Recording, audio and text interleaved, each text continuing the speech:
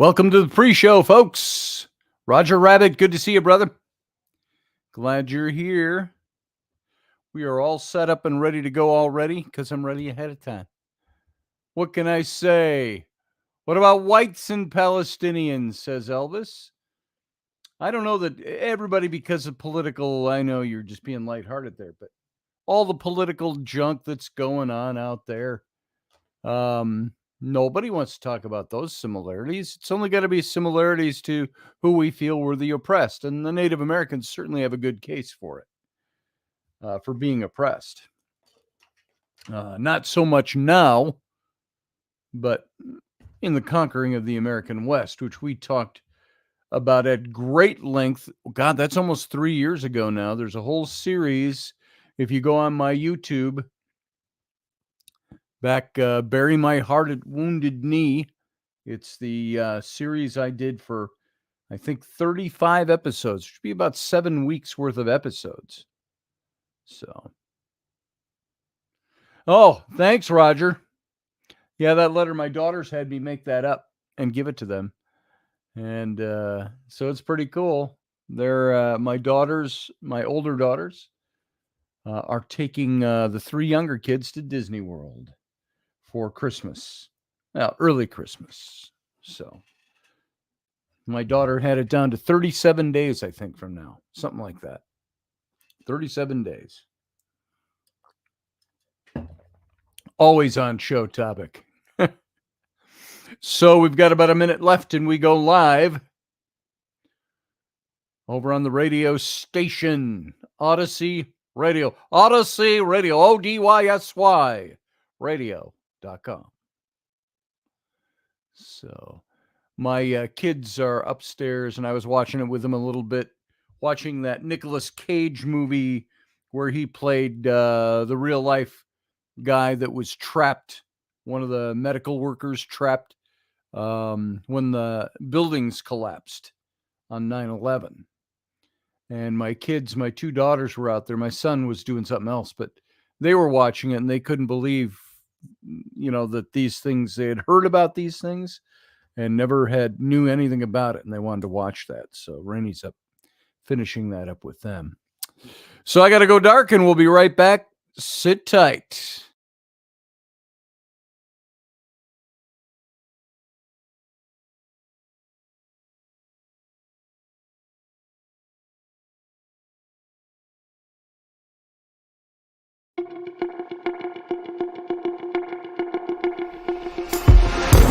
The Intrepid radio program with Scotty Roberts.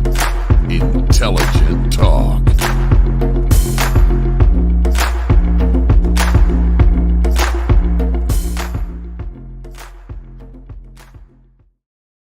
Well, hey, folks, welcome to the program. I am your host, Scotty Roberts. This is my show, the Intrepid radio program, and it's right here on Odyssey Radio, ODYSY radio, for those of you listening outside the radio station. And if you are, you can go over there anytime, catch this show in its audio format, and also check out the lineup of shows that is over on Odyssey Radio. I would appreciate that. And Russ Haslage, the owner, one of the owners of the station, would appreciate that very much as well. And if you'd like to join the chat room and see this show in its live video simulcast, come on over to my YouTube channel. That's youtube.com/Scotty Roberts. And you can find us there. You can find the chat room there. And you can chat with everybody else who is an Intrepid. And sometimes we get a lot of people. Sometimes we don't have as many people chatting. It all depends on their mood and how they feel about whatever the show is going to be for the night. So if you're here and you enjoy this show and you want to chat, come on over, meet everybody else over there. And there are people listening now, I know, that are there, but you're not chatting. Come on over. Introduce yourself. Let everybody know who you are. You don't have to, but if you want to, it's there. And so tonight I brought a topic again about Israel. And because I think it's important, we are seeing a time in America where there has never been a greater rise of anti-Semitism ever. The only rise we've seen like this was Nazi Germany. Now, there hasn't been a lot being done about that on a physical level, meaning it's not being carried out. It's being protested, though. And it's coming mostly from whom? Who are the ones that are protesting? Israel and the Jews. And what is it that and many of them are college students? And what is it they're being taught? How have they been groomed to come to the place where they believe that Israel is an oppressor? Israel is a evil colonizer. Israel has apartheid going on in the Middle East. And how many of you know what apartheid is? I do have a definition up here, and I thought that I would. Let's see if I've got it. Where did I save that? Just here. I'll just type it in. Apartheid. Do you know what apartheid is? It started in South Africa is where we first heard about it, but it's a policy or a system of segregation or discrimination on the grounds of race. So apartheid was a system of institutionalized racial segregation that existed in South Africa and Southwest Africa, now Namibia, from 1948 to the early 1900s. Now, right under that, I see in the search engine, Amnesty International. Here's the headlines. Israel's apartheid against Palestinians. Israel's apartheid against Palestinians, a cruel system. You've got a history of apartheid in South Africa, a threshold crossed. Israeli authorities and the crimes of apartheid. Apartheid, South Africa, and so on, and it goes. And so what we're hearing is what we have seen a lot of these days is a redefining of words. We're going to redefine a word to make sure that it carries with it the thrust and the tone that we want it to have. We want this word now to mean more than it actually does. It's like the word, what was it that came out a few years ago? We see it all the time. You can come up with examples of your own. But the word patriot, the word patriot was a good word.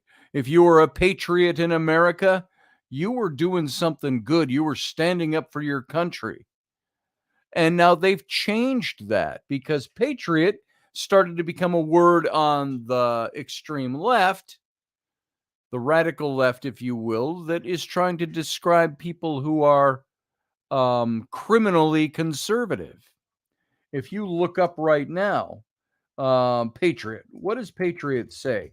It is a person who vigorously supports their country and is prepared to defend it against enemies or dictators. Let's see. There was something else I saw. I think it was Merriam-Webster. Let's see what they say. To be called a patriot, the word ultimately derives from Greek patrios, meaning of one's father. It's today considered to be an honor, but it wasn't always this way. Okay, they're going into that definition. Maybe they've changed it back since I read on this, but I saw the Merriam-Webster started saying that it was anybody who was part of a right-wing conspiracy or a right-wing movement, an extremist movement. That's your patriot. Now, there must have been enough people have a problem with it. I looked that up a couple of years ago when that all came out, and now they've changed that. So because now I don't see it in here. So there you go. But there are words that are constantly being redefined in the political arena, being redefined for us. So you say, wait a minute, I've used that word my whole life. Then you go look it up and you go, I never knew that was the definition of that word because they've changed definitions and meanings. So, yeah, Professor Bauer might be in here later. We'll see. Maybe he'll want to address this at that time.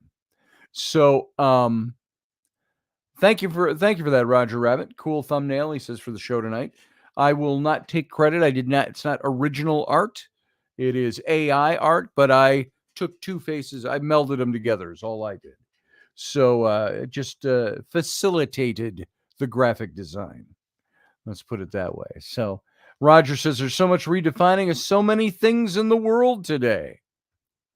So many things have made 180 turn from their original definitions and purpose. That's very true, Roger. And when you come to trying to define what's going on in Israel right now, they have always been our ally. Do the Palestinians have a case for wanting their own homeland? Sure they do. Anybody does. But the claims that are being made in the propaganda of Hamas and Hezbollah and other Arab states against Israel are things that just simply do not exist. They are not colonizers. Number one, you cannot colonize a region that once belonged to you. Now, the argument could be made, well, this is all European Jewry that came in and reestablished the state of Israel, not the original inhabitants, but they are the Jewish state. And so they were not colonizers. They came in reclaiming the land. They came in repurchasing the land. A lot of the land was purchased from the owners of the land. And of course, again, there was no state there. There was no government there. I had every now and then I still get into these online, though I try to avoid them as much as possible. Arguing with a fool makes you no better than the fool, they say. But I have people that want to say things to me and they want to start arguments with me. And one of them was, you don't know what you're talking about because, and it was on this topic of comparing the Palestinians to Native America. And I said, I don't think that's correct. And I'm, you know me, I'm always polite. I'm always professional. And I said, I don't think that's correct. Meaning I know that's not correct. But, using diplomatic language, I don't think you're quite correct on that. Oh, and I never say you. I try not to do that because then they take it personally. I don't think that's a correct point of view.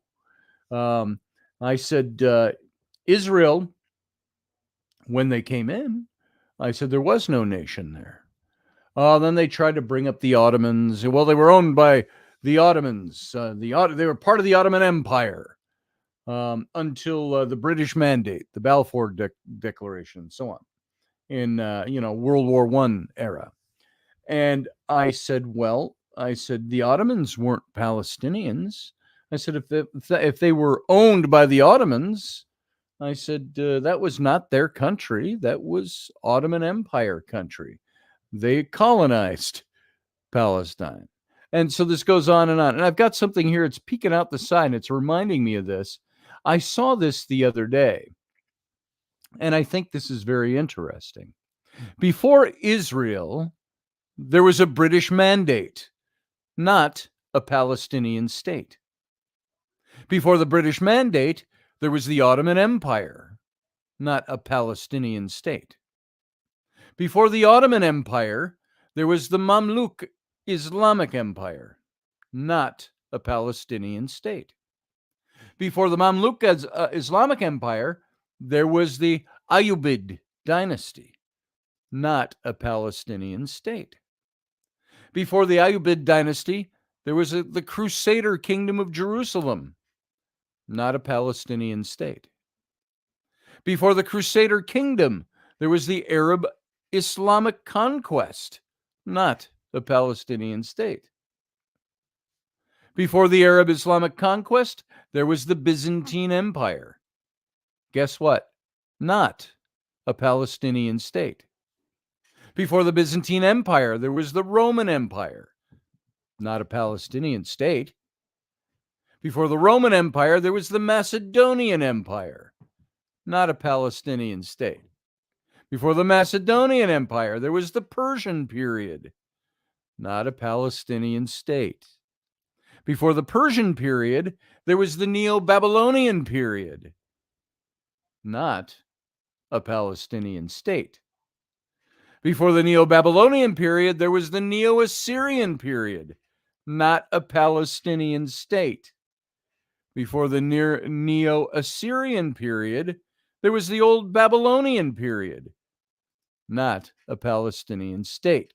Throughout history, Israel has never been the colonizer, only the colonized. And the Palestinian people were not part of a state. I think that that's a very important thing for all of us to know.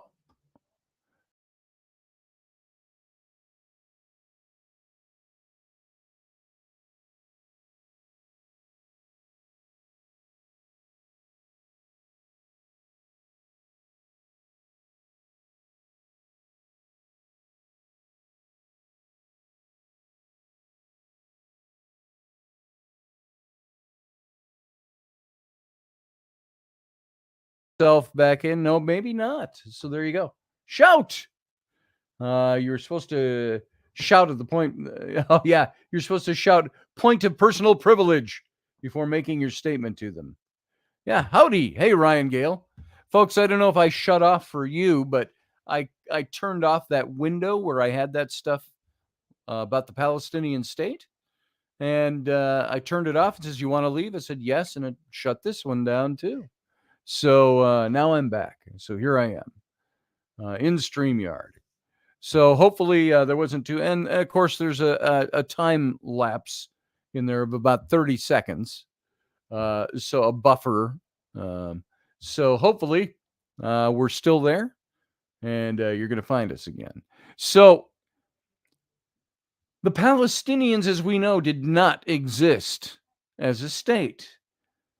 Were they a people? Well, they were people who lived in that region. That's what you had. And so that somebody say something in the chat room so I know you're all there. Ryan Gale's message was the last thing I saw, and that was a minute and a half ago. There it is. Good evening, Scotty. Hey, Claudette. Good to see you. Thank you. I hit a button and I shut the whole thing down. I think it was still rolling, though. Hey, Randall Flagg. Good to see you. All right. That's all I needed. Just some acknowledgement that I was actually still broadcasting. All right, glad you're all here. Now, so let's continue on here. And oh, by the way, I do have to see, is it still broadcasting over here? Let's see. Let me just reload this. Just want to make sure everything's up and running. It kind of looks like it. Yep, we are. Okay, we're good.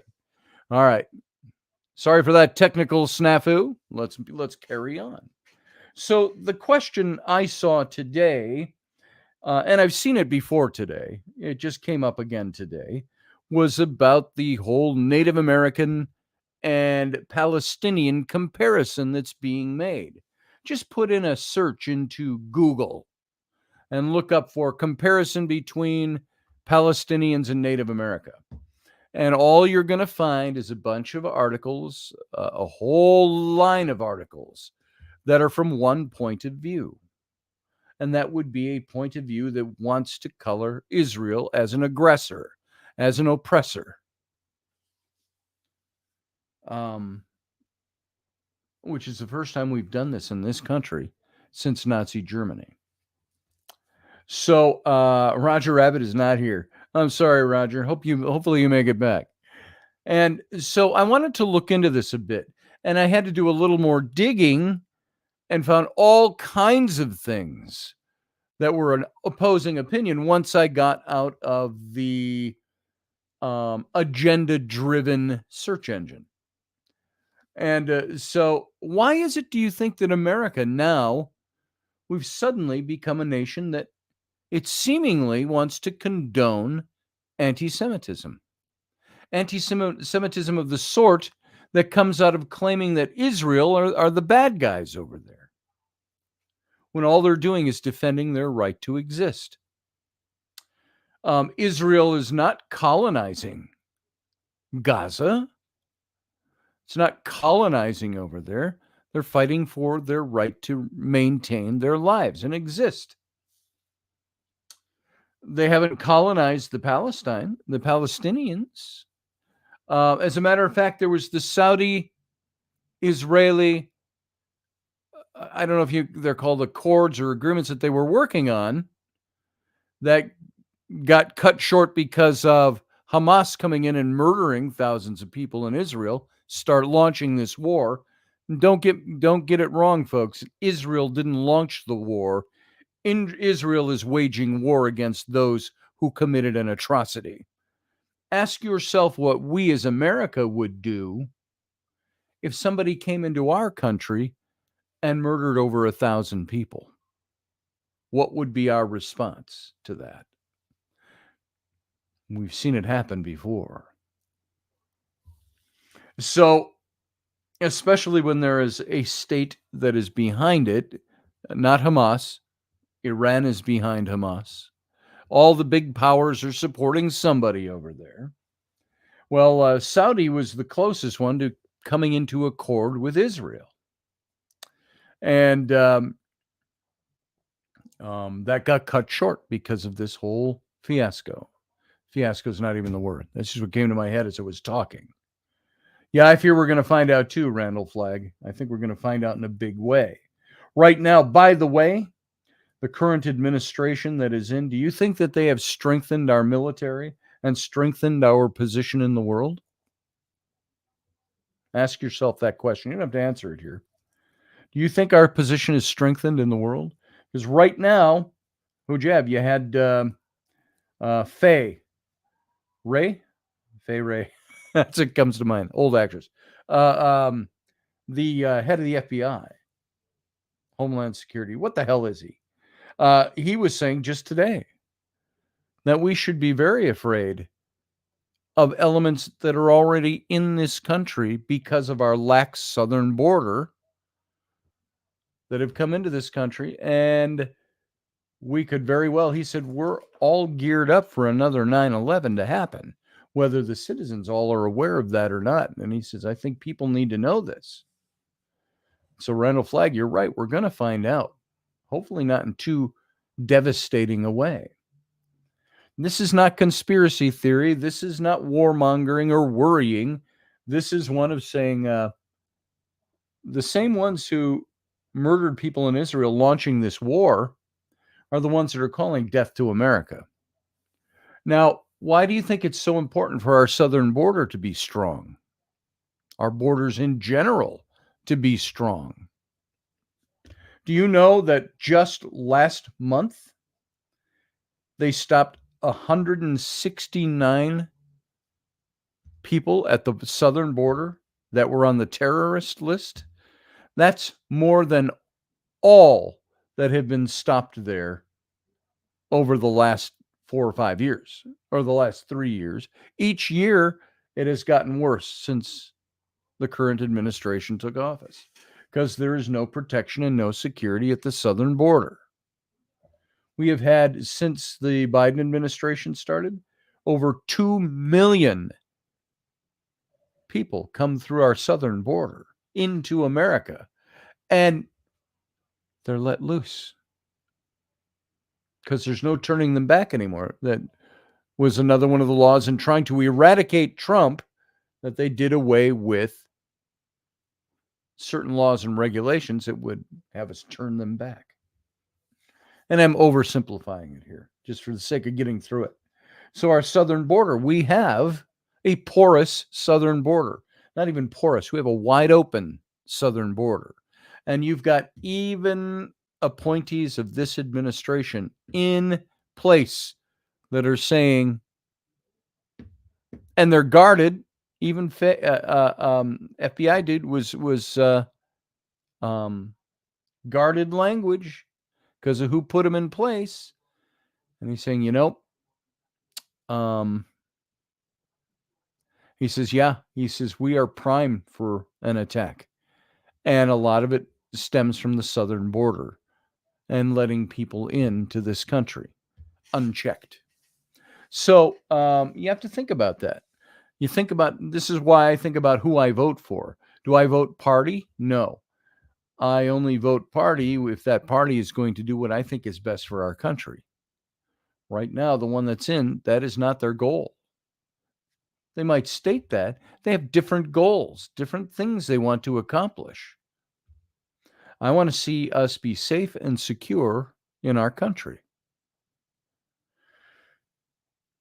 And I'm not going to be a naysayer, and I'm not going to be one of those guys who talks like this, but I'm going to tell you something. If something bad happens here,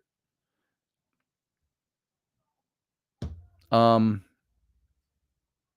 going to be a lot of people shaking their heads, especially when we know that it's things that could have been avoided. How many have come throughout the whole Biden administration so far to this point? About 2 million people, Roger Rabbit. 2 million. I heard somebody say that's like adding 2 new states, states of, did they say Montana or Wyoming or something like that, to the United States. That's 2 states worth of people. So that's crazy. And the numbers were nothing like that. All I ever see, I see questions being asked of Jean-Pierre, the White House press secretary. And she will, every time she's asked about the border, she will make a statement about, well, the border has been in terrible shape for years before this administration. And thank you for playing, Jean-Pierre. It has not been in terrible shape. It was actually starting to get in very good shape under the last administration. Oh, but you can't do that. You have to have compassion and limping. Yeah, sure you do, to a certain point. There are rules to immigration, but the show is not about immigration. We'll do that another time. Let's get into this topic. It all wraps up together, and you're going to see how it all wraps up together. First, I want to say, too, I was in a discussion on, and I get myself into these because I see them. I need to just block him and not worry about him. George Takei's website or his Instagram. And he puts up shit that is, he puts up things just to stir up the mindless, non-studying, non-researching sycophants. Ryan Gale, you might take some interest in this as a historian. He's got a new book coming out, by the way. We're going to talk about that. We're going to have him on the show, and we're going to talk about his book, not tonight, but soon, his new book on the British Army. And during the, correct me if I'm wrong, Ryan, you're there in the chat room, during the Revolutionary War era, or does it go back to French and Indian, or does it expand to 18th century in general? So he wrote this big book on this, and I'm looking forward to reading it and having Ryan on. But Ryan, you might want to take note of this as a historian. Somebody said, George Takei said something about he was trying to rip on Candace Owens, who made a statement that, and she was answering a question with Dennis Prager was interviewing her. She was answering a question. She said, well, the Native America, they were cannibals. They did this, they did that. And she's going through this thing. Okay, there it is. Ryan says it focuses on the British Army during the American Revolution. There you go. And so she was saying that Native America was cannibalistic. Now, she wasn't calling all of Native America cannibalistic. She didn't brandish of her one statement, wipe it across all of Native America. She said there were many things. Cannibalistic was one of them. It was just a statement. She moved on to the next. She was listing things. Now, George Takei called her deplorable for saying that. And I responded to George and said, basically, there you go again. I've studied this, and I had to look up some information, but I've studied this before. This whole issue of cannibalism. And I want to bring this up. I think it ties in when we're starting to do comparisons. Let's see. See if I can tell you what I said.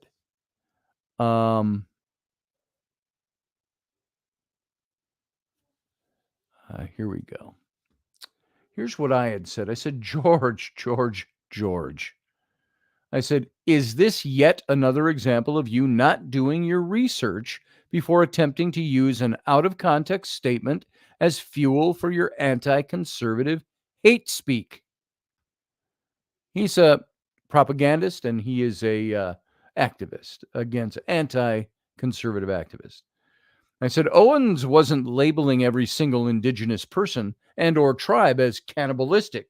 She stated that it existed in the pre-Columbian world. As she went on. But hey, it sure sounds good and juicy when you take it out of context. Owens states indigenous Americans were cannibalistic. Period. No explanation. Now, cannibalism was practiced in some contemporary indigenous American societies, particularly among tribes of the North and the West. And this is me, I'm going on talking to George here, who will never see it. I said, Jesuits living with the Iroquois recorded it, cannibalism, like torture among the victors over those defeated in battle. And there's evidence that these customs endured into the 18th century. And I put my little dig. I said that would be the late 1700s or the 1700s for your followers.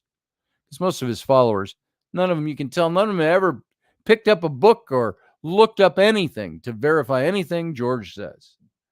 And I said, archaeologists long suspected the existence of cannibalism in the southwest of America.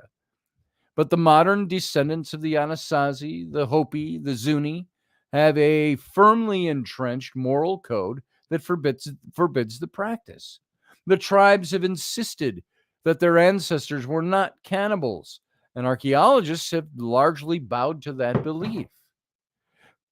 Controversy erupted 20-some years ago, however, when physical anthropologist Christy Turner of Arizona State University published a book called Mancorn.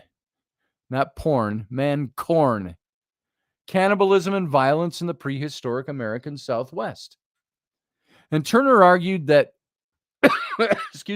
Toltecs from central Mexico used both cannibalism and violence to terrorize the Anasazi over a period of perhaps 200 years.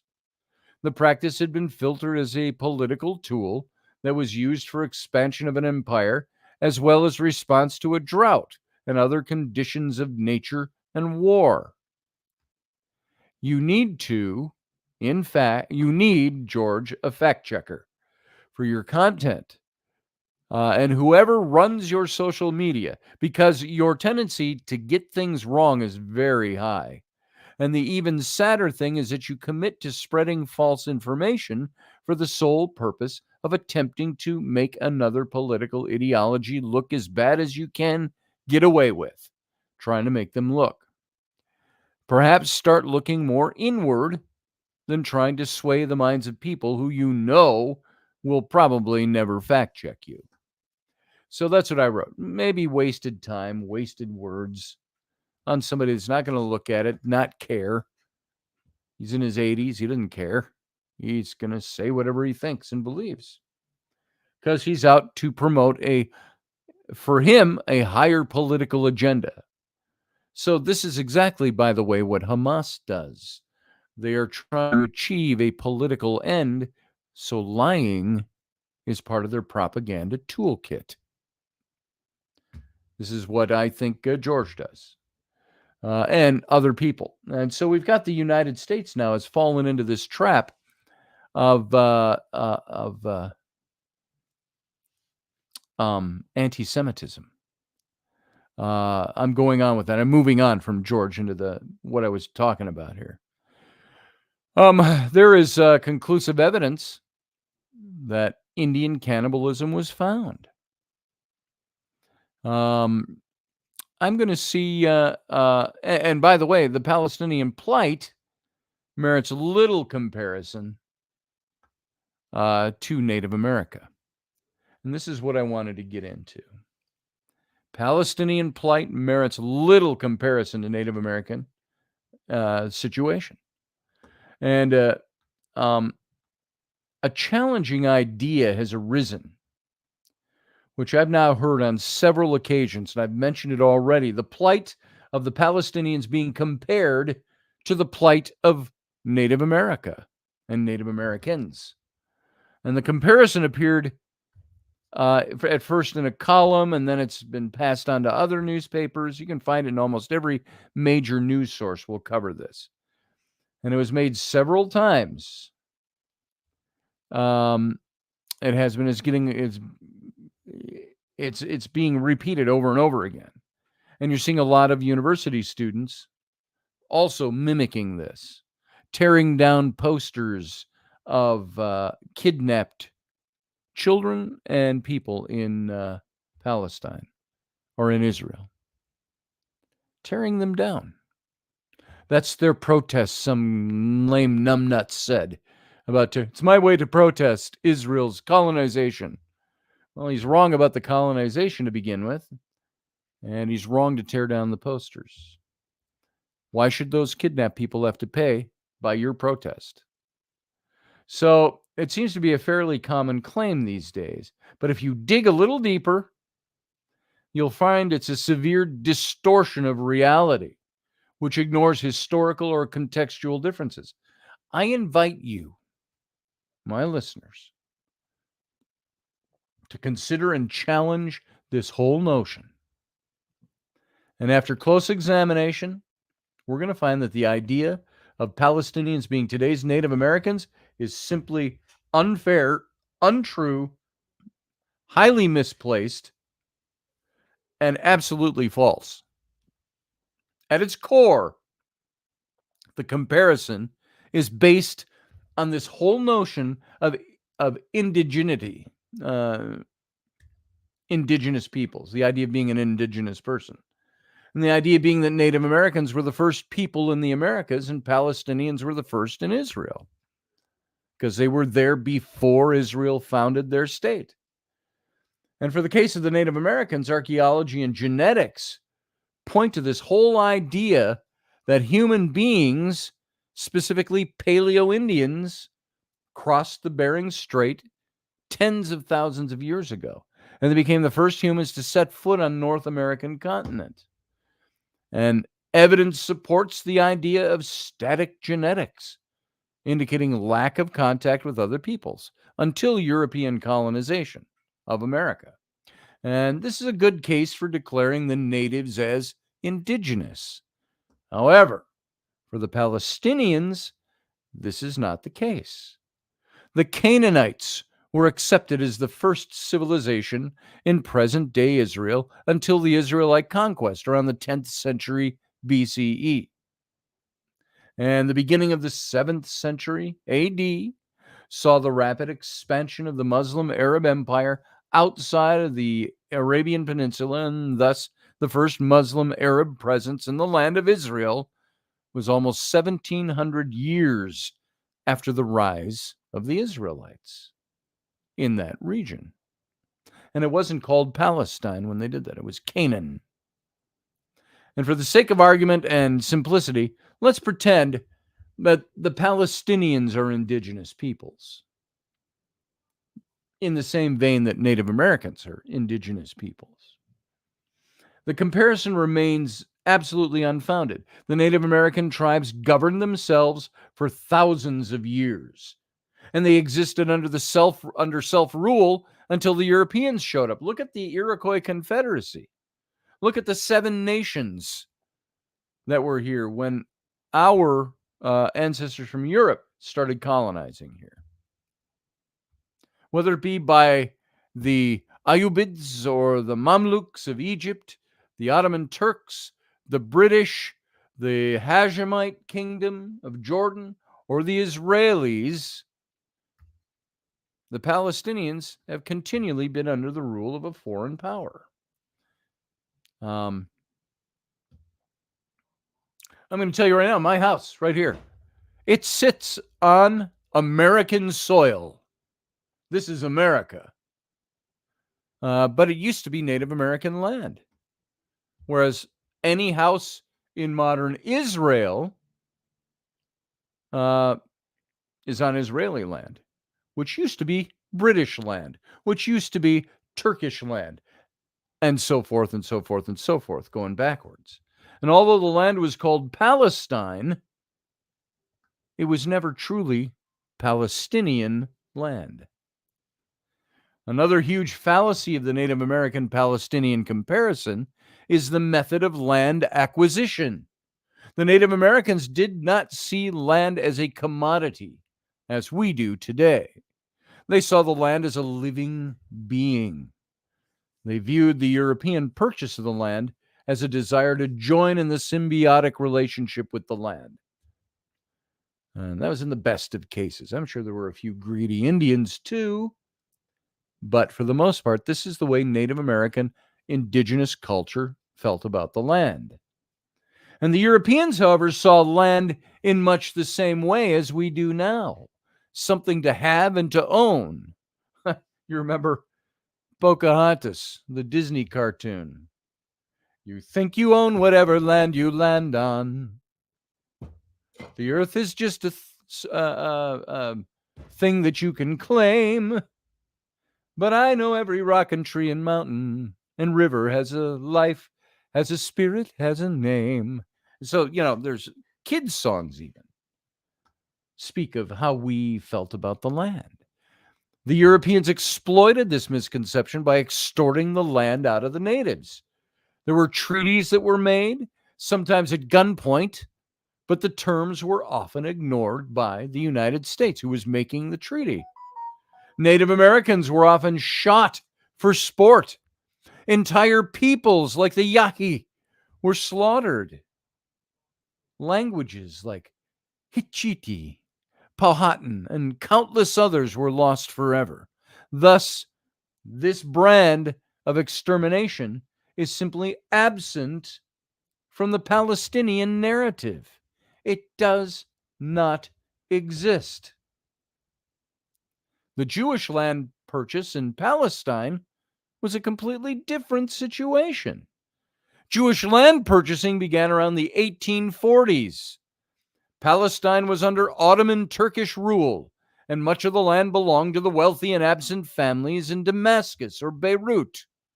And some land was owned by fellahin, Arab farmers who worked their own land. And the Jewish migrants wanted to displace as few people as possible, so they focused on buying large tracts of uncultivated, uninhabited land from the absent landowners under the Ottoman Turks. And although a small amount of land was purchased from the fellahin, somewhere in the neighborhood of 10% of all Jewish purchased land, most of it was purchased from these non-Palestinian landowners that lived in other parts of the world. And so the increased Jewish migration and Jewish purchase of the land wasn't a welcome news to some of the local Arab population in British Mandate Palestine. And this led to the 1929 Palestinian riots. And as a result of those riots, the British government organized the Peel Commission, P-E-E-L, the Peel Commission, to investigate the violence. The Peel Commission found that land shortages did not exist because of the Jewish purchase, but because of an increase in Arab population. In addition to highlighting how the Arab cultivator has benefited on the whole, both from the work of the British administration and the presence of Jews in the country, the commission report noted that, quote, much of the land now carrying orange groves were sand dunes or swamps and uncultivated when it was bought by the settling Jews. So this seems to be quite contrary to the Palestinians as Native American paradigm. The Native American experience was that of teaching the invader how to work with the land, while in Palestine, the experience of Jewish immigrants, the invaders, was that of cultivating the land. It's a big difference there. There are indeed similarities in both situations. The Palestinians and the Native Americans were both the underdog in terms of military technology, and both are suffering today as a result of historical events. And I should point out that Native Americans don't have to endure the indignity of American checkpoints, and their reservations are not subject to a crippling military blockade. But on the flip side, the Native Americans aren't launching rockets and mortar shells from their reservations onto American land. So they kind of balance each other out there, I think. Better not mention the Donner Party to George Takei. Somebody did in there somewhere, I think. Stupid. His whole concept was stupid. Yeah, the Donner Party. He was trying to claim that Candace Owens was saying that all Native Americans were cannibalistic before the white man came. And that's not what she said at all. Now, I've noticed that, and this is some of what I wrote on George's thing today, I've noticed that comparing the Palestinians to the Native Americans is a popular move these days. As is comparing the policies of the Israelis with that of the Nazis now. But the fact of the matter is that they are two completely different situations in two widely different contexts. The Palestinian story is a heartbreaking one. It is. It truly is. They have collectively and unjustly suffered like the Native Americans. However, using the Native Americans as a comparison assumes a degree of genocide that just has blatantly not occurred. Israel is not out to commit genocide against the Palestinians. As a matter of fact, there are 20,000 people living in Gaza before this war broke out, that 20,000 of them every day crossed into Israel to work. Israel has every different kind of background of people living there as citizens. There is no apartheid in Israel because there's no racial division in Israel. If you are a citizen, you are equal. There are Palestinians, many of them. They make up, I hope I'm not confusing my numbers. I think they make up something like 8% of Israeli population. So they are considered equal citizens if they're a citizen of Israel. Palestinian roots notwithstanding. So today, the Palestinians are alive and kicking. They elect their prime minister and other members of the Palestinian Authority, not a nation, not a governmental body in the sense of being a country, and they're laying the foundation of a future state, which brings me to the final flaw in the Native American Palestinian comparison, the future of the nations. The tragic fate that has fallen on many Native American reservations doesn't instill a lot of hope in the future. There's poverty, there's alcoholism, there's high unemployment, low life expectancy, astronomical suicide, diabetes rates plague places like Pine Ridge Indian Reservation. That's where Reuben Fasthorse grew up. And it's just, if you're here in my state, Wisconsin, Minnesota, it's just a hop, skip, and a jump over the state of Minnesota into the Dakotas, and you can get to Pine Ridge. The Palestinians, however, have cause to be hopeful about their governmental future. They have observer status at the UN. The Native Americans do not. They are recognized as a sovereign people by an increasing number of countries. The Native Americans are not. The Palestinians have captured the attention of the international community, while the Native Americans have been all but forgotten, sadly. They have their own governance within their own tribal reservation plots of land, but that's as far as that goes. Is the Native American nation going to rise again to be a new nation, to create a new nation? Not saying it couldn't happen, just saying it's not happening right now. So after a more in-depth look at the comparison, it's clear that any comparison made between Palestinians and Native America is not only historically misleading and unfairly demonizing of Israel, but it negates the many Palestinian advancements on the road of self-determination. And the comparison is offensive to everyone involved. And I urge you all to remember that and look into it more.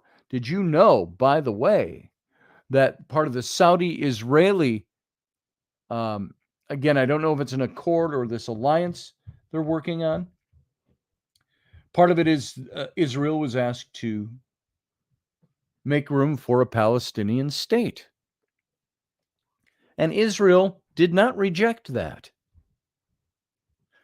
You start a state. You just can't have what we have.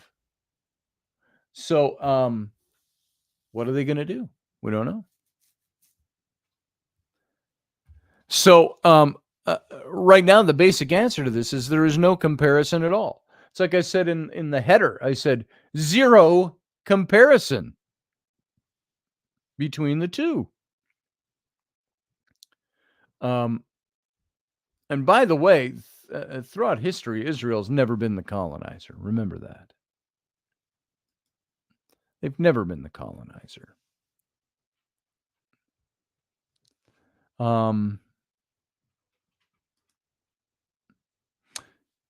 I've also got something I called up here. It's a paper. And I'm looking to see, by Jay Sekulow and Robert Ashe. And it's why allegations that Israel is an apartheid state are false under international law. And it's a longer article, I think, than I have time to read. I'm going to give you some highlights of this and what I know of it. The abstract goes like this. It says one of the most highly charged accusations aimed at the state of Israel today is that Israel is an apartheid state that engages in widespread state-sanctioned, racially motivated discrimination against the Palestinians, which term is understood to mean by Israel's accusers, the Arabs, living anywhere within the confines of the former Mandate for Palestine, plus those identifying as Palestinian who live in third countries. Yet an honest look at the facts utterly destroys charges of apartheid. Apartheid was the South African system that denied certain racial groups access to the political and judicial systems in their country, consigning them to inferior living spaces, educational opportunities, and controlled every aspect of their lives. I'm going to trace very quickly the history of apartheid and note that racial animus and motivation for differential treatment of groups are essential for determining whether or not apartheid exists. You got to keep this firmly in mind, folks. First note, and we only got about 4 minutes left for the radio audience. We might cover some of this later, but the Arabs living in the territory of the former Mandate for Palestine, which includes Israel, the West Bank, Gaza Strip, are racially identical. Yet Arab political parties and citizens of Israel enjoy the same rights as Jewish Israelis, including the right to form political parties and stand for election, opportunities to serve as members of the Knesset. That's like our members of the Senate here. The judiciary, the diplomatic corps, the police, and so on. Rights and privileges totally foreign and anathema to an apartheid state are allowed in Israel, thereby eviscerating claims of racial discrimination, which underlie apartheid. As such differences in Israel's treatment of Arabs living in the West Bank and the Gaza Strip and Arab citizens of Israel are not, and indeed cannot be, racially motivated, for the simple reason that both groups of Arabs are racially identical. And for the claim of apartheid to be true, one would expect Israel to devise racially discriminatory policies against all Arabs under its control, which Israel clearly does not do. Hence, there has to be another reason for disparate treatment. So how does one explain to the differences in treatment between Arab Israelis and Arabs in the West Bank and the Gaza Strip? The answer is not complicated. Arabs residing in the West Bank and the Gaza Strip are not now and never have been Israeli citizens, and therefore cannot claim rights due to Israeli citizenship. All countries favor their own citizens vis-a-vis non-citizens. And doing so is not an indication of apartheid, simply because the two groups are treated differently. Is the United States an apartheid country because you can't vote if you're not a citizen? And you can't experience rights of a citizen if you're not one? No. Moreover, many Arabs in the West Bank and the Gaza Strip are engaged in ongoing armed conflict with Israel. Israel's faced with a hostile Arab population, which has yet to come to terms with Israel's existence and which actively seeks to destroy the Jewish state every day.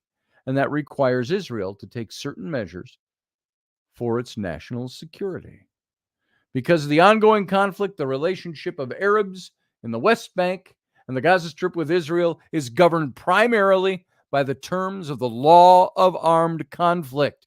And as such, any acts or policies of alleged discrimination by Israel against the law of armed conflict, or the Arabs living in the West Bank, and the Gaza Strip must be viewed through the lens of the law of armed conflict. And as long as Israel's actions and policies comply with the applicable international law, they are lawful.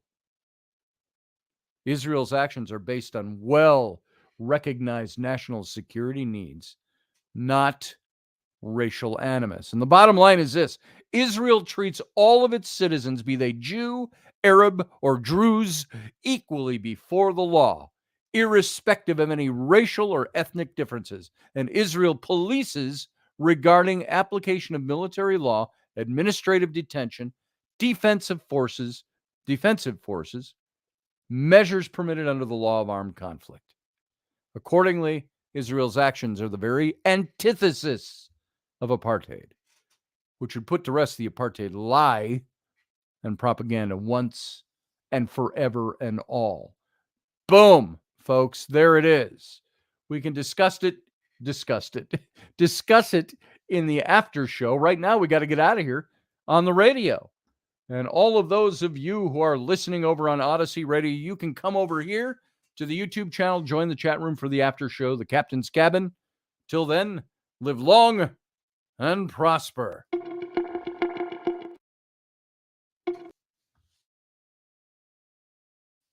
Boom. Join us every weeknight at 9 p.m. Central Standard Time, 10 p.m. Eastern. The Intrepid radio program, a Scotty Roberts Productions broadcast.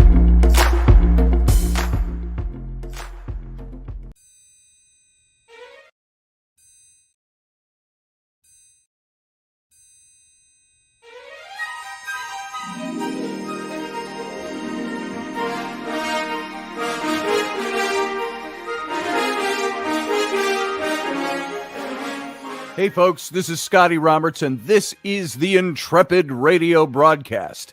I've been broadcasting for about 20 years now, covering such topics as science, politics, the paranormal, weird science, weird world history, archaeology, and the paranormal. Everything from ghosts to cryptids to creepy things that go bump in the night. So every week I bring you 3 new episodes. Come and join my channel and also be a patron to this site. So see the details below, and we'll see you here.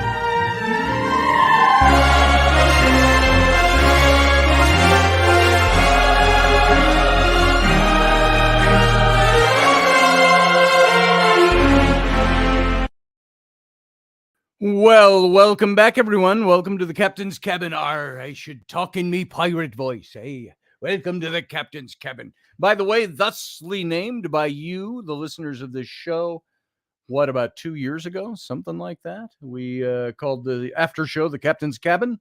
And so thank you for sticking around and for coming in. Susie Q, you're late. Or were you here earlier? So just giving you crap. So Susie Q, welcome. Glad to see you. Elvis, good to see you. Barbie D, nice to see you here tonight. Elderberry, Tracers of Life. I'm not sure if I know who you are, but thanks for coming in. Thank you for your kind words. Come back again, too. I'd love to have you back more. I hope you're still around. Jason Patrick. Oops, there's a secret identity. JP, I mean. He said all that you had to say. I wasn't going to read your comment. Ryan Gale, good to see you, brother. And who else we got? Randall Flagg was in here in the chat room. Roger Rabbit was here. Small town America is getting overrun with illegals. He said so many homes around here.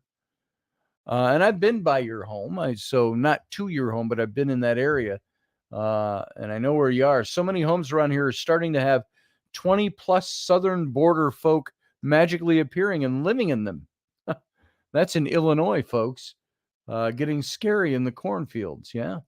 You know, when I was a kid in college, I worked in Owatonna, or went to school in Owatonna, Minnesota, small southern Minnesota town, the deep south of Minnesota. And we went to Pillsbury Baptist Bible College, was where I attended. It was an old, a beautiful old military academy with the old main building with the tower and the big round stained glass window. It was such a cool place, such a cool campus. But in that town, there was also, it would get filled in the spring through the early fall with Mexican migrant workers, workers coming up from San Antonio, Texas, and places like that. And that's because we had Hormel was there, Green Giant was down there, Festal Vegetables was down there, and so all these workers would come and work the fields. And I had a job. I never worked in the field. I was always inside as a, maybe it's because I knew the language. I don't know what it was. The reason was I wasn't a migrant worker, but white hard hat and white coat, and I'd be the line supervisor. I know my big summer at the Owatonna Canning Company was working as the line supervisor on the asparagus line. That was me. Scotty Roberts, Asparagus King. And so I was about 18 or 19 years old when I did that, and worked for the summer there. And so we had all kinds of migrant workers down there too, Roger Rabbit, just so you know. So we saw it every spring, the influx of migrant workers for working in the fields and agriculture. So who else is here? Did I miss anybody? Maybe early on tonight, if I missed you. Elvis was here awfully darn early. Glad you're here, Elvis. And so where's everybody else? That's what we got so far. I think I hit everybody. So this is a big issue. This issue of, and it's becoming a bigger issue. And why it's an issue baffles me. Why is it an issue? Why are we hating on Israel so much in this country now? One of our closest allies. Why are we hating on them? Misperceptions? Certainly the plight of the Palestinian people, who they really do need a state of their own. And Israel's willing to help back that. So it's the people that are representing the Palestinians that are creating most of the problem there. What would happen if Palestine became a state on its own? a country bordering Israel, maybe. Did they want Gaza to be their nation? No. So far, their leadership is trying to oust Israel and eliminate all Jews in the world so they can have Israel. Ain't gonna happen. And you can't keep launching death into Israel to try to steal that land. That's exactly what happened to the Native Americans. So Palestinians are acting more like the U.S. government, saying, we're going to take this from you. We're going to kill you all if we have to. That's the better comparison to be made. So there is that. What's everybody think of this stuff I've been talking about? I'm going to give you a little invite to come in and talk with me if you want.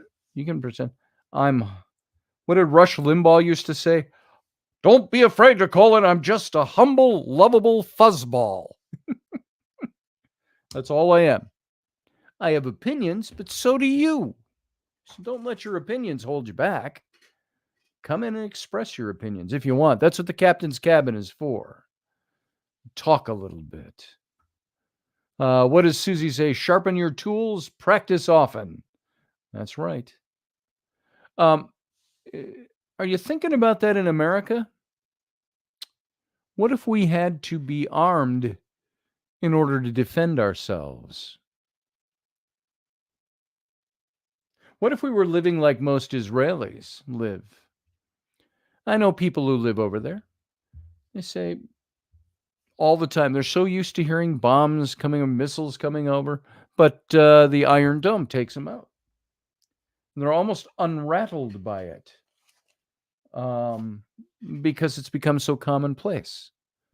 The Arab world launching missiles in on them. What happens if, what would happen if Iran has a nuclear weapon and they drop a nuclear bomb on Israel? Do you think that's going to happen? What would happen? Governments need to release info on extraterrestrials so borders will become meaningless. Damn straight, Ryan. I have said that, and I agree with you. What do you think would happen to the world if we found out, beyond a shadow of a doubt, that we're the small kids on the block? I've said this before, that there's some galactic federation out there, and you say that, and people look at you like, okay, yeah, he took one too many hits, didn't he? No, I'm talking about there are people that believe that already exists. There are people who... Remember the story I told you about the woman I knew who was in ufology 20 years ago plus? Dated a guy who said he was part of an organization outside of Albuquerque that ran 30 stories into the underground. And he said there was something like, I can't remember the number. What sticks in my head is 183 sticks in my head. I could be wrong. Different alien cultures already here on this planet. And that facility is one of the biggest facilities to govern their coming and going. It'd be kind of like Men in Black, which was a comedy, but like the facility in Men in Black. And what better way to convince the world that it doesn't exist than to make fun of it? Make it comedy. Does that exist? It's interesting. I talked to Dr. Stanton Friedman. I mentioned him.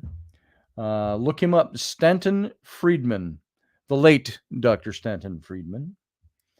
He was a big writer on Roswell and big into ufology and aliens and all of that.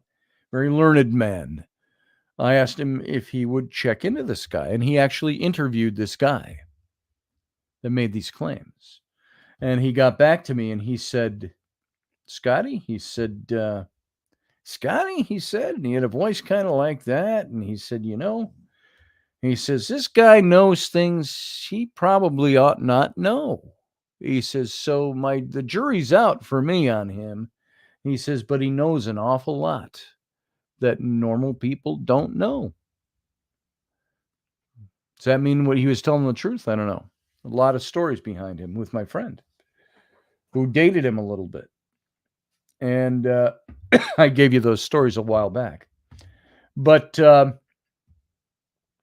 don't think extraterrestrials will allow the detonation of a nuke on this planet again. You might be right, Roger. So who are these extraterrestrials? Have we confused them with God? Seemingly, God allows it.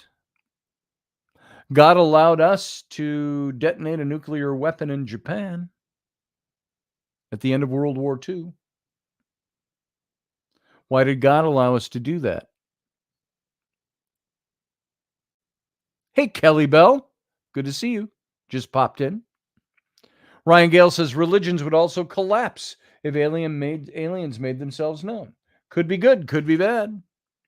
I remember I put it in one of my books, probably the first one, the Nephilim, how the Pope John Paul had said he's not afraid of there being extraterrestrials. He said he thinks God's universe is big enough to accommodate us all. That's interesting, huh? Free will, says Ryan Gale. Yeah, I tend to think you are right. But what would happen? The whole complexion of our world would change radically if we knew that we were but one planet that sustained life as we know it. Rational, sentient, intelligent life. You can debate all those things, you know. A country that would devise a weapon that could kill 2 million people at one moment, is that an intelligent species? Yes and no. That's a yes and no answer. No, because why would you kill 2 million of your own kind? And yes, because your own kind will do it to you if you don't do it to them, or if you don't have the ability to defend yourself against them. Where would Israel be today if they didn't have superior weapons? They would not have. Do you think Israel doesn't have nukes? They do. You know they do. They don't use them. It's like I talked a while back on men. Men, we need to be, and women do too, but I'm talking about kind of the natural biology of a man, the physiology, everything about men. Men need to be dangerous. This was something Jordan Peterson said. He said men need to be dangerous. And he was talking to, I don't remember who, might have been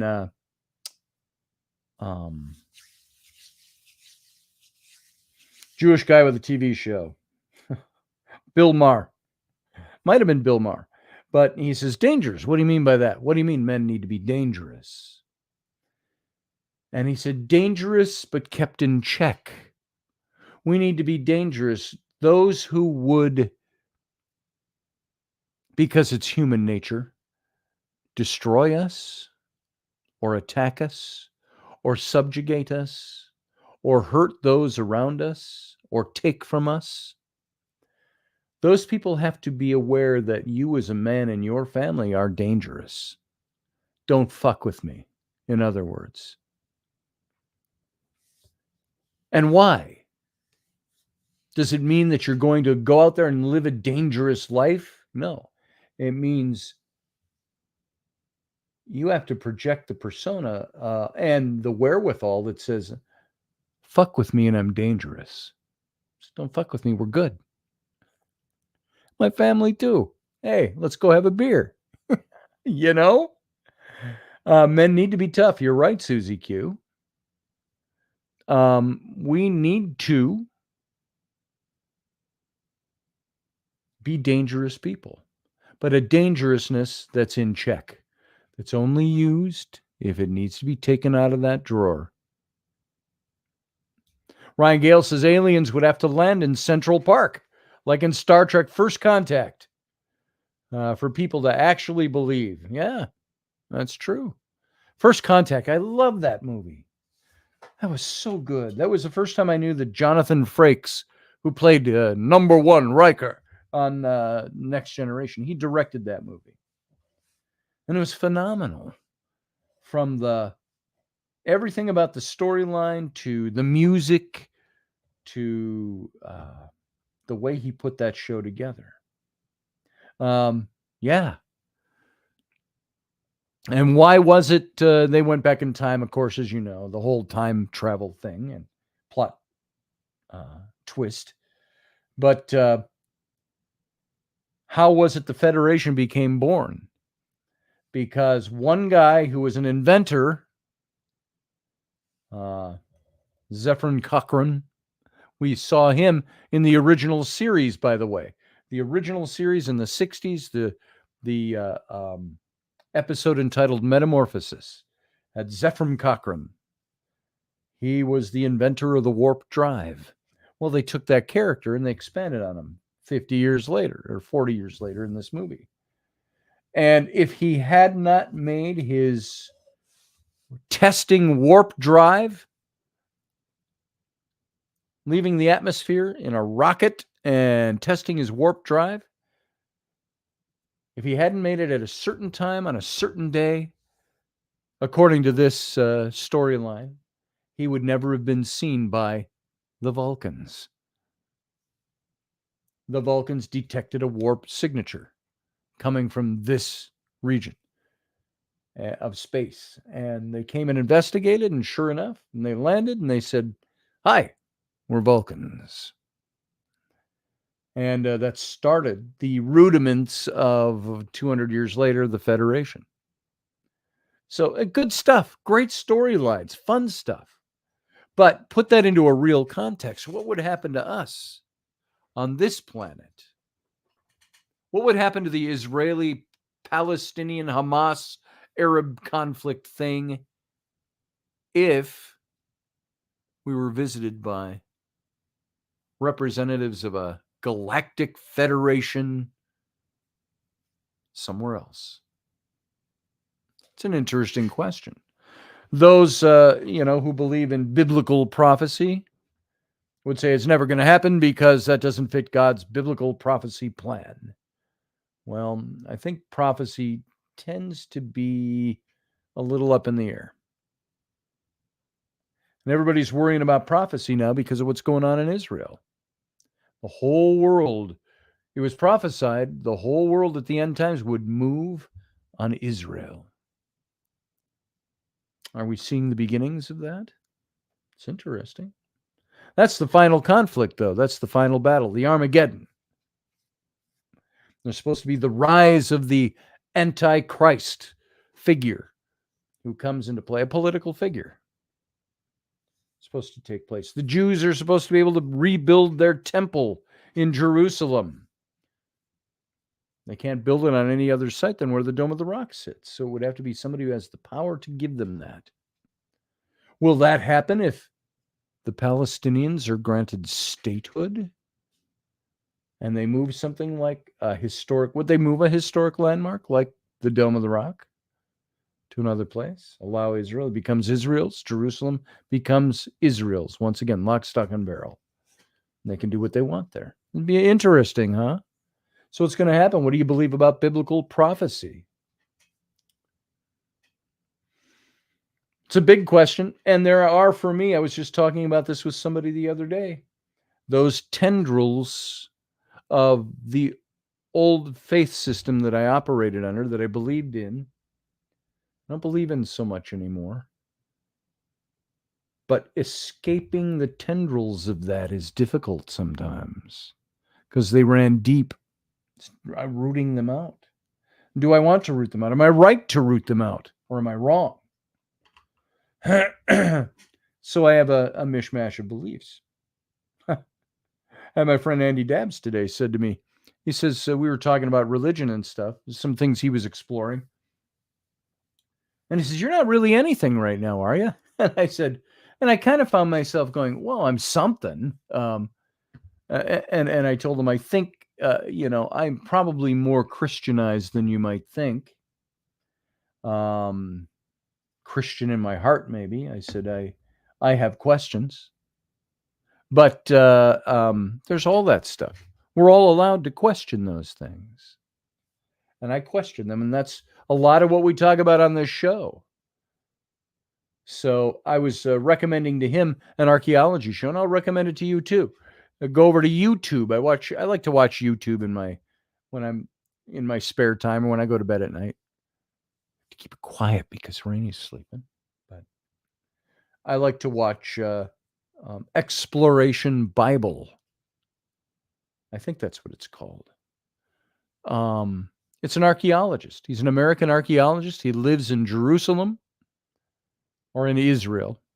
And he's been doing this for more than 15 years. And he takes and looks into archaeological issues in the Bible. And his show is really good. He's not out there Bible thumping and trying to convert you, although you can tell he's a very strong Christian in his belief system. But at the same time, he is somebody that wants to look at all these things because he wants to know what the real story is. He's an archaeologist.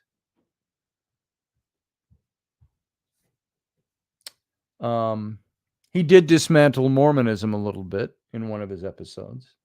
I think he came out of Mormonism, is what I'm detecting. He had a good friend who was still in it that he was allowed him to film their conversation and talk to him about Mormonism and how that if you go to Scripture in the Bible and the Book of Mormon, it's worth watching. It's an hour and a half long, that one. But he does a lot of 30-minute episodes, 25 to 30 minutes. Look it up, Exploration Bible. I do believe that's what it is called. If I look it up right now, I just want to be sure. Exploration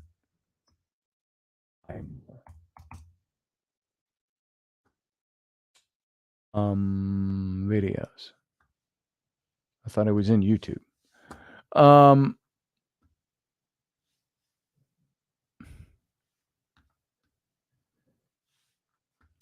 Exploring the Bible is sifting through the evidence, blah, blah, blah. What is the Bible? I'm not even finding that. I'm subscribed to it, to his channel. I'm pretty sure that's what it's called, Exploration Bible. Let me get back to YouTube, and I can find it for you here because I think it's interesting. You might want to watch a few of his episodes and go, wow, that's kind of cool. He comes up with some interesting stuff. He's kind of like Shimka Yakubovici. Shimka is more a Jewish side of things, whereas this guy, I can't remember his name off the top of my head. He is coming from a more Christian standpoint.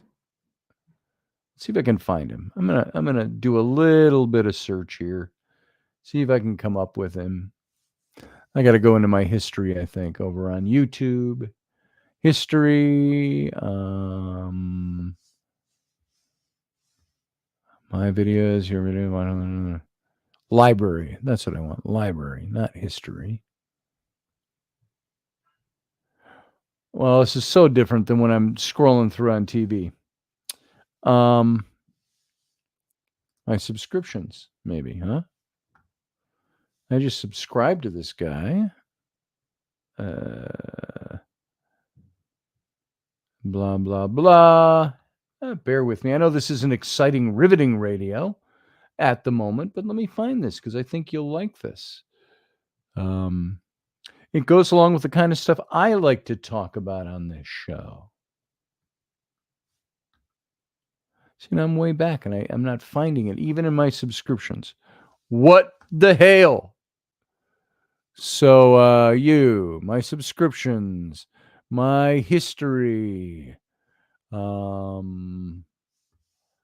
all history, please what, blah, blah, blah, blah, blah, blah, blah, blah. Hold on, it's in here. I'll find it. Here it is. Here's one of the episodes of Canaanite high places, the sin of the Amorites, and it is called Expedition Bible. So, guys, if you want to check out a good show, he's got a bunch of episodes up here Copy. What's he got? He's got at least 50 that I can see. Well worth watching. Let me put it in the chat room. Go check this guy's stuff out. That took a little doing, but there it is. You can go to youtube.com/@expeditionbible or expedition. Yeah. Okay. Didn't look right without my glasses on. So go check him out. Well worth seeing. And boy, I like his stuff. I got to tell you.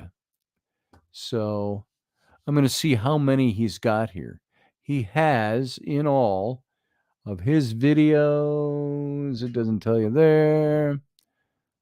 Go back here. If I go to play all, I think it tells you how many you're looking at. Play all. No longer does. I don't know where that is. Anyway, some of his topics are fantastic.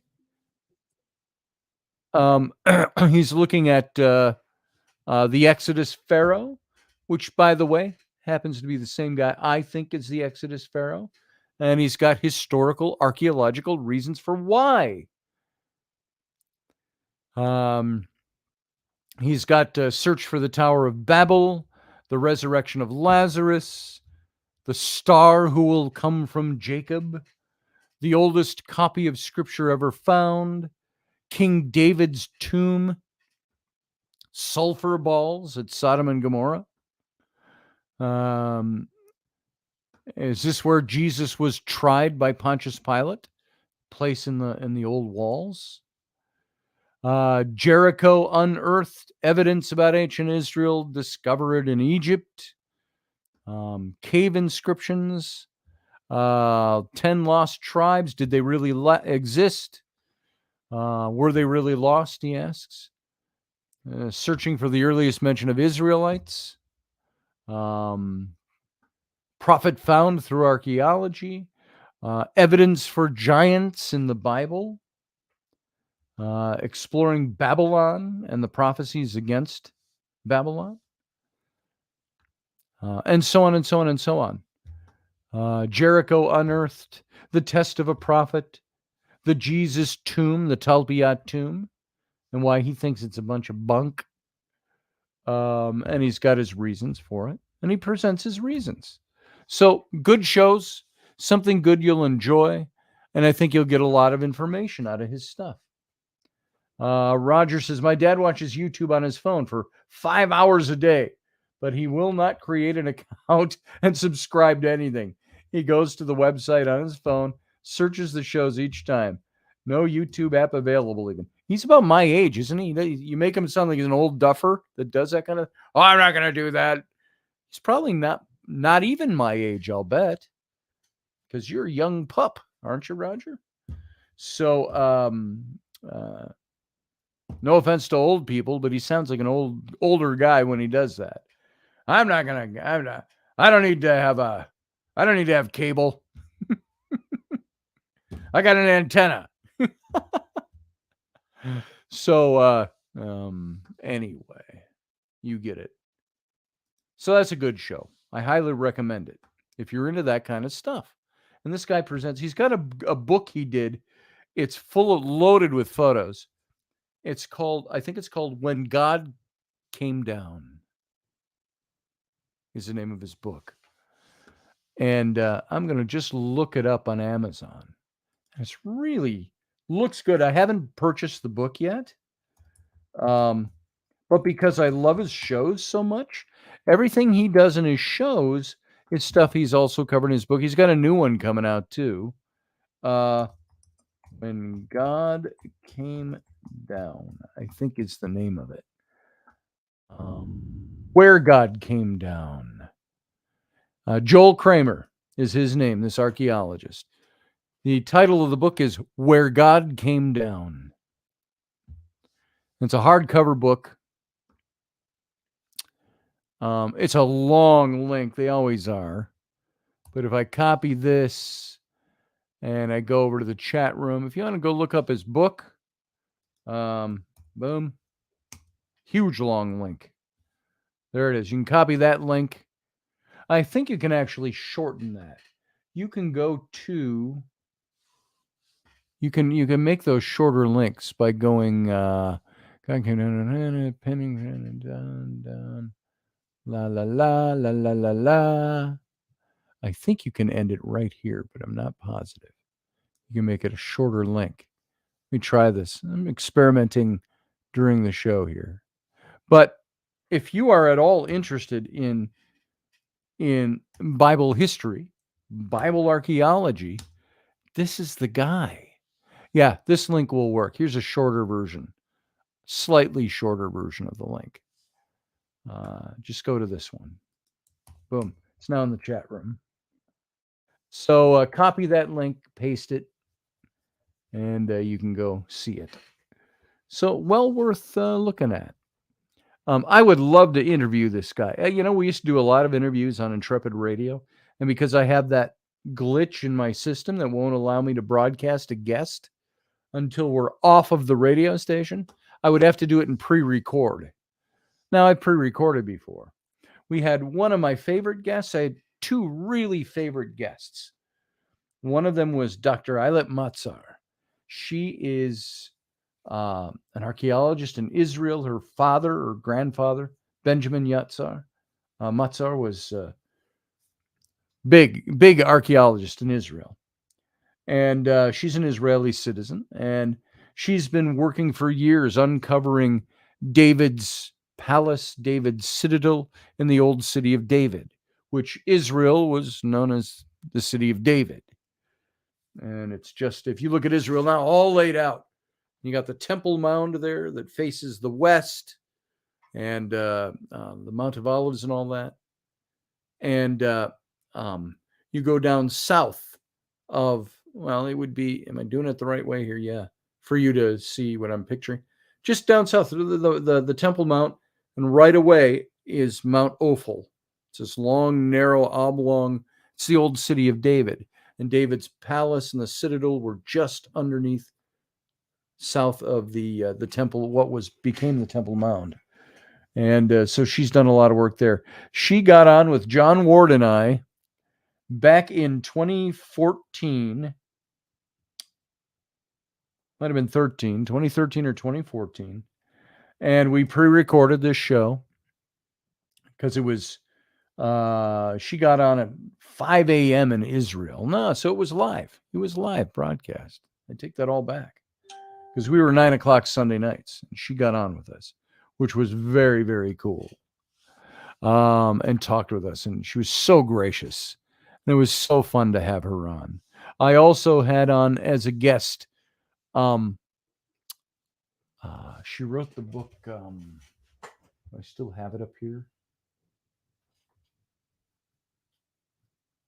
I don't see it.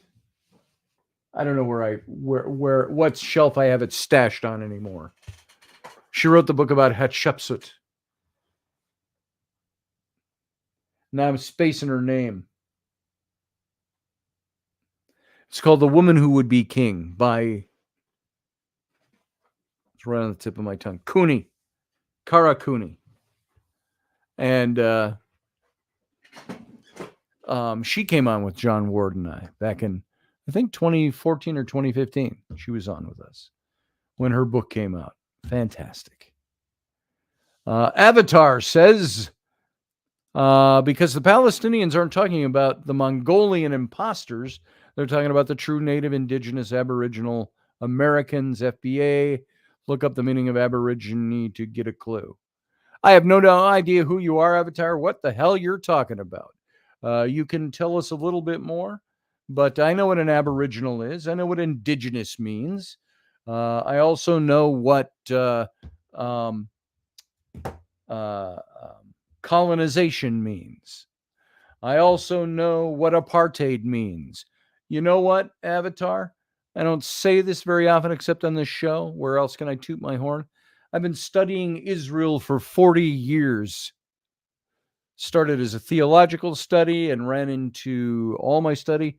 My work on my master's degree was in ancient Israeli culture, ancient Israeli history.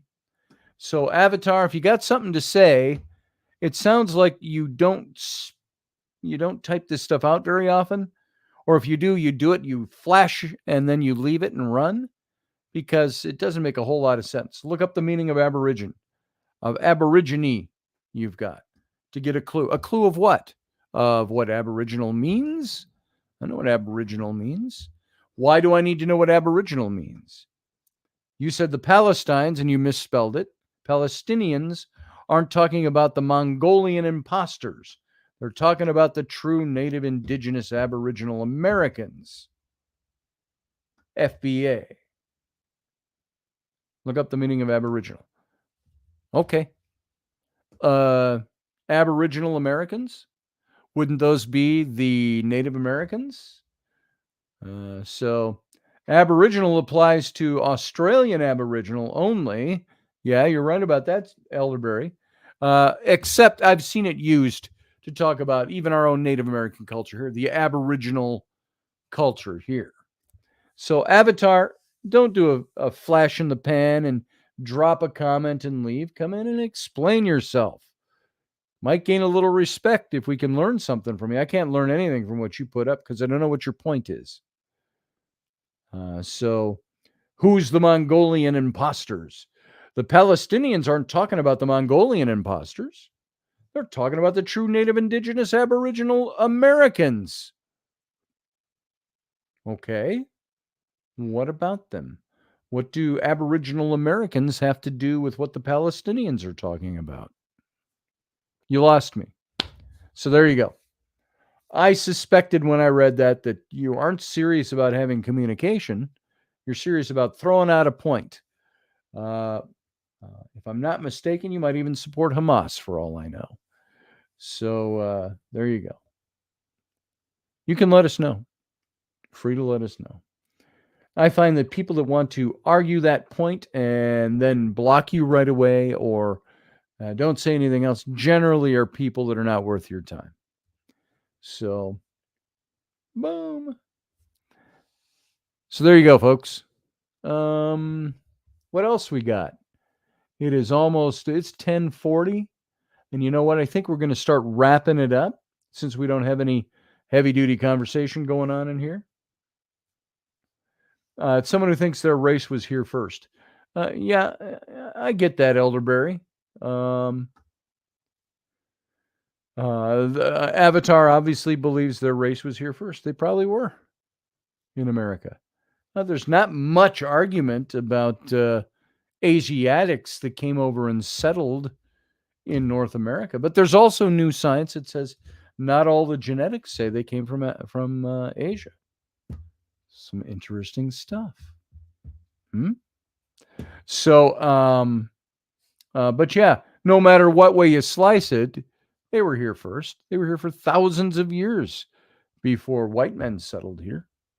So, or Europeans came over, or Chinese, or Vikings, or whatever. I suppose Vikings are European.